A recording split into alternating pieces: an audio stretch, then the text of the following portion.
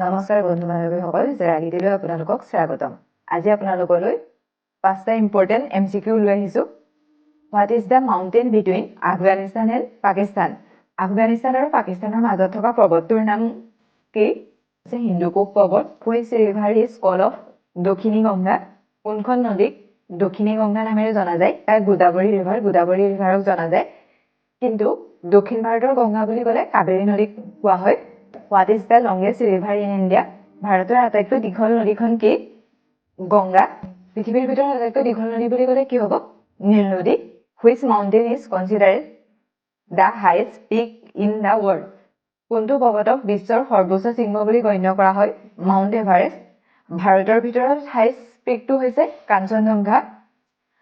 What is the name of the longest river island from by the Brahmaputra river? Brahmaputra নদীৰ দ্বাৰা গঠিত সৰ্ববৃহৎ নদীদ্বীপটোৰ নাম কি? এইটো আপোনালোকে কমেণ্ট কৰি জনাবচোন। Thank U.